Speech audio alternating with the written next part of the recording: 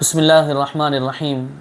دیکھیے، دنیا میں آج ایک بہت بڑا طبقہ ایسا ہے جو یہ کہتا ہے کہ یہ کائنات جو ہے نا، یہ اس کا کوئی بنانے والا نہیں ہے، کوئی خدا نہیں ہے، یہ کائنات ویسے ہی بن گئی اور ویسے ہی چل رہی ہے، نہ کوئی اس کو چلا رہا ہے اور نہ کوئی اس کا بنانے والا ہے، ویسے ہی بن گئی اور ویسے ہی چل رہی ہے، جس کو دہریہ کہا جاتا ہے۔ اور یہ آج سے نہیں ہے، یہ پہلے زمانے میں بھی اللہ کے نبی صلی اللہ علیہ وسلم کے زمانے سے ہیں، اور ان سے پہلے بھی بہت سارے ایسے لوگ گزرے جو یہ کہتے ہیں کہ نہیں، یہ کائنات ایسے ہی چل رہی ہے۔ امام ابو حنیفہ رحمۃ اللہ علیہ، جو کہ ہم سب کے امام ہیں، بڑے امام گزرے ہیں، تو ان کے زمانے میں ایک دہریے نے یہ چیلنج کیا۔ ہاں، وہ اللہ کو نہیں مانتا تھا، خدا کو نہیں مانتا تھا، وہ کہتا تھا کہ بس یہ کائنات ویسے ہی چل رہی ہے، ویسے ہی بن گئی، ویسے ہی چل رہی ہے۔ تو اس نے چیلنج کیا کہ کوئی مسلمانوں کو چیلنج کیا کہ تمہارا بڑے سے بڑا امام لے آؤ، بڑے سے بڑا عالم لے آؤ، میں اس کے ساتھ مناظرہ کروں گا، اور میں مناظرے میں اس کو یہ بتا کر رہوں گا، تمہیں یہ بتا کر رہوں گا کہ یہ کائنات ویسے ہی چل رہی ہے، کوئی اسے چلانے والا نہیں ہے۔ امام صاحب وقت کے بہت بڑے امام تھے، اللہ تبارک و تعالیٰ نے انہیں صلاحیتوں سے نوازا تھا۔ امام صاحب نے مناظرے کا چیلنج قبول کر لیا، کہا کہ میں مناظرہ کروں گا اس بندے کے ساتھ، اس دہریہ کے ساتھ میں مناظرہ کروں گا، اور میں اسے اللہ کے وجود کا یقین دلاؤں گا، میں اسے بتاؤں گا۔ مناظرہ طے ہو گیا۔ مناظرہ آپ جانتے ہیں، مناظرہ کہتے ہیں کہ بھائی مخالف اور جو مسلمانوں کی طرف سے ایک آدمی، یعنی مسلمانوں کی طرف سے امام ابو حنیفہ، اور دہریہ وہ جو اللہ کو نہیں مانتے ان کی طرف سے، اب یہ دونوں بات چیت کریں گے، اپنے اپنے دلائل پیش کریں گے، اس کو کہتے ہیں مناظرہ۔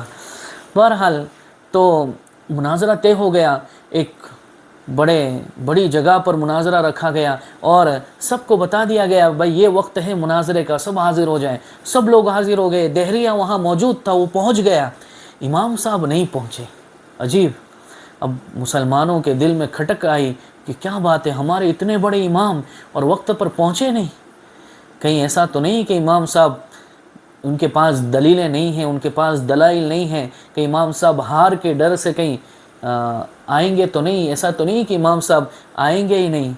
لیکن کچھ دیر گزری تھی کہ امام صاحب رحمۃ اللہ علیہ دور سے آتے ہوئے نظر آئے۔ دہریہ نے جب دیکھا تو کہنے لگا کہ تمہارا اتنا بڑا امام ہے اور وقت پر پہنچتا بھی نہیں ہے، ٹائم کی بھی پابندی نہیں کر سکتا۔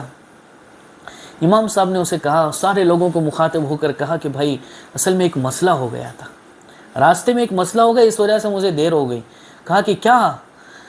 کہا کہ میں جس گھر سے آیا، میرے گھر سے یہاں آنے تک بیچ میں ایک دریا پڑتا ہے، ایک ندی پڑتی ہے، تو میں نے دیکھا کہ جب میں دریا کے پاس پہنچا تو کوئی کشتی نہیں تھی، کوئی کشتی چلانے والا نہیں تھا، تو میں نے دیکھا کہ دریا کے پاس ایک درخت تھا، وہ درخت جھاڑ، وہ درخت کٹا، خود بخود کٹا، اور کٹ کر اس کے لکڑیاں بنی الگ الگ، اور وہ کشتی بن گئی، اور وہ کشتی بن گئی، میں کشتی میں بیٹھ گیا، اور وہ کشتی خود بخود چلنے لگی، اور میں یہاں پہنچ گیا۔ اصل میں وہ درخت جو کٹا نا، تو اس کٹنے میں دیر ہو گئی، اس وجہ سے یہاں پہنچتے پہنچتے دیر ہو گئی۔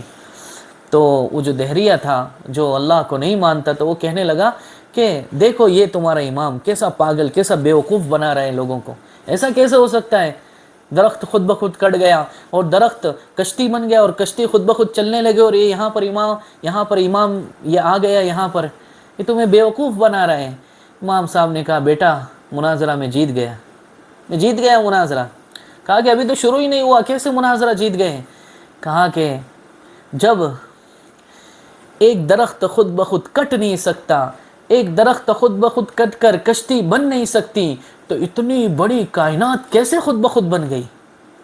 جب ایک کشتی خود بخود چل نہیں سکتی، تو اتنی بڑی کائنات کیسے خود بخود چل سکتی ہے؟ اس کو چلانے والا کوئی ہے، اور وہ میرا اور آپ کا اللہ ہے، وہی ہے جو اس کائنات کو جب سے بنی ہے اور قیامت تک اور ابھی بھی وہ چلا رہا ہے اور چلاتا رہے گا۔ امام صاحب نے بڑا عجیب جواب دیا۔ یہ ہیں ہمارے اکابرین، یہ ہیں ہمارے امام، اللہ تبارک و تعالی ان کے درجات کو بلند فرمائے۔ صلی اللہ علیہ وسلم۔